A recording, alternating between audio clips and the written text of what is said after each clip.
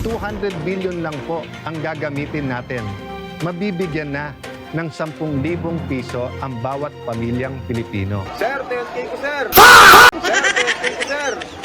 Mapa Facebook, YouTube at kahit sa mga live video, sandamakmak ang naniningil sa pangakong 10,000 pisong ayuda ni Senator Alan Peter Cayetano. Darasal po namin ng 10,000 tulong sa bawat pamilya. Marami ang umasa sa 10,000 pisong ayudang pangako ng tumakbong senador na si Alan Peter Cayetano. Ngayong nanalo na siya, tanong ng ilang Pinoy, nasaan na ang 10K? Sa isang ang viral video, hindi na nakatiis ang isang lalaki nang makita niya sa mall si Cayetano.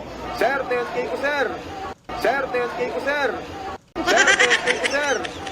Sa mga nagbabash doon sa 10,000 ayuda program, kung kaya ko lang silang bigyan ng tigsa 10,000, binigay ko na sa kanila. Pero sa katotohanan, ito'y isang legislative proposal. Nung sinabi nating lahat ay scholar, walang naniwala. Pero pag upo ni Mayor Lani, lahat na po ng Taguigueño ay scholar. Nung sinabi po natin ang gamot, hindi lang libre kung hindi ihahatid sa bahay, maraming hindi naniwala. Pero naging Mayor Lani, natupad po ito. So ang hinihingi ko po dun sa mga nagtutuligsa sa programang 10,000 ayuda during the pandemic, tumulong na lang kayo. Hintayin nyo maging Pangulo si Lani, sigurado yung 10,000 na yan. Pero kami, hindi namin hihintayin pa yon. Ifa-file ko sa Senado yon, and today may I take the opportunity to ask that two of my pet bills, yung moral uprightness at yung 10,000 ayuda, ay i-file din ng ating partner sa Kongreso, ni Congresswoman Pami at Congressman Ading, para sabay po lumarga ang ating mga pet bills. Sa sinabi ni Secretary Jokno na ayaw na ng gobyerno ng ayuda at mas gusto nila mag-focus yung ayuda sa ilan mga sektor katulad sa ating senior citizens. Unang-una, I do agree that he is a very respected economist. Kasama siya sa economic team na napakaganda ang takbo until nagkaroon ng pandemic. And while generally I agree na dapat hindi dole out, hindi po dole out ang ayuda sa panahon po ng pandemic, at yung pandemic ngayon nasamahan pa ho ng sobrang taas ng presyo. So ang problema, ang issue ngayon para sa marami ay survival. Marami talagang hindi na kumakain na 3 beses sa isang araw, marami po talagang hindi na napapagamot yung mga may sakit.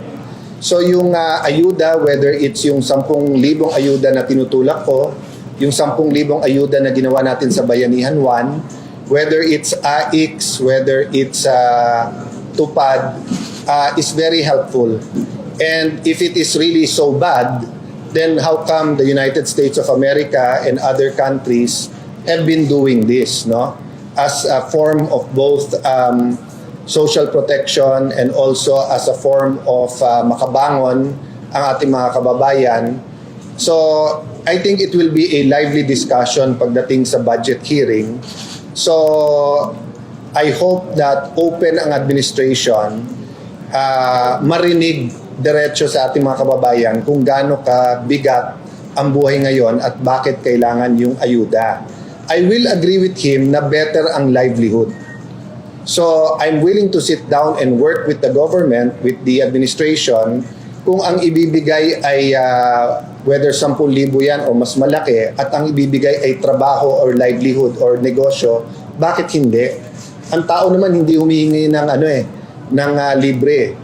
Mas gusto nga pag binigyan mo ng ayuda ang tricycle driver, sabihin na, boss, balik mo na lang yung pasahero at saka ibaba lang yung presyo ng gasolina ng konti, mas gusto naman namin yan.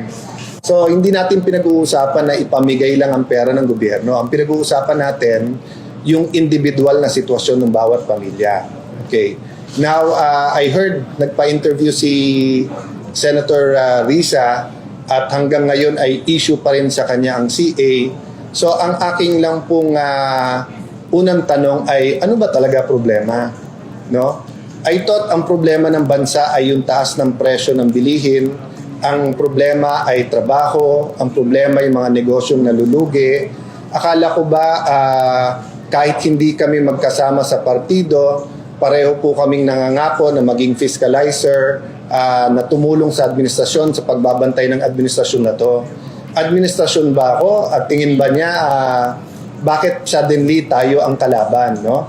Yung sinasabi pong lahat ay gusto, minority, majority, independent, wala namang pong pwesto na minority, majority, independent. At siya mismo sa huling administrasyon, hindi ba nagsimula siyang majority nung binoto niya si Senator Coco bilang Senate President?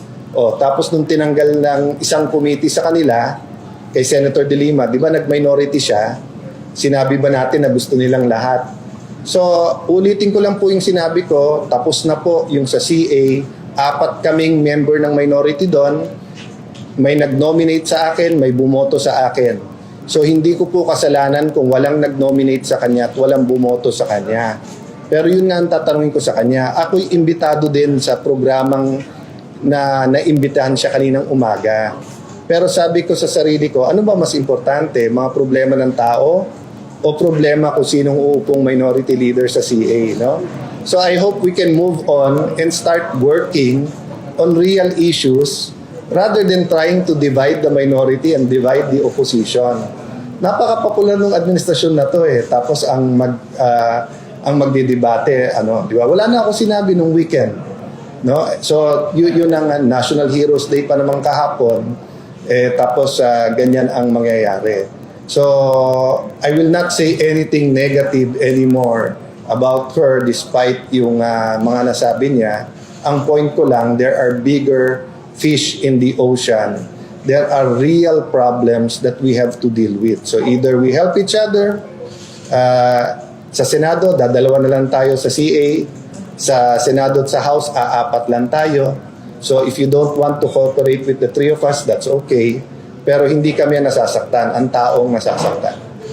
Sir, may plano po ba kayo? Nagbalik siya si Minority Leader Coco Villarreal sa plenary pagkatapos lang.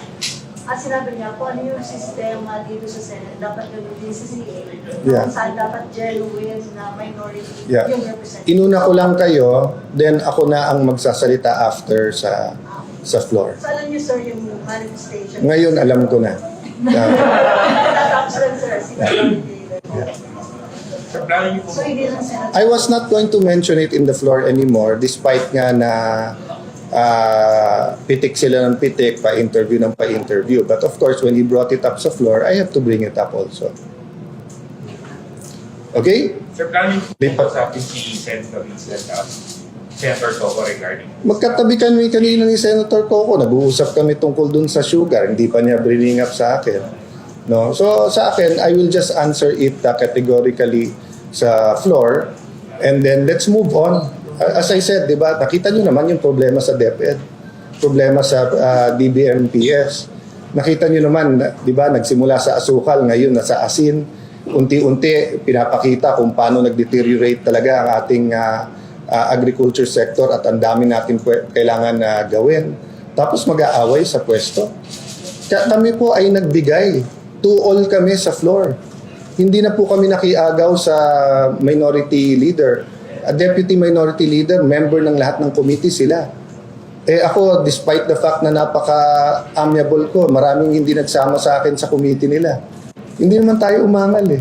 So, yun nga ang tinatanong ko kay Senator Risa, ano bang problema?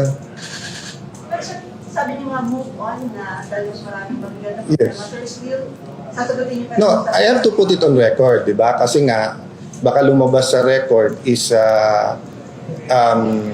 tama yung sinabi ni Senator Coco, mali yung sinabi nila. Kaya sabi ko nga, if they did not bring it up anymore, okay na ako kahit na ang dami na nilang sinabi. But I just like to put on the record kung anong tama and then stop there. Okay? Thank you guys. Thank you, sir.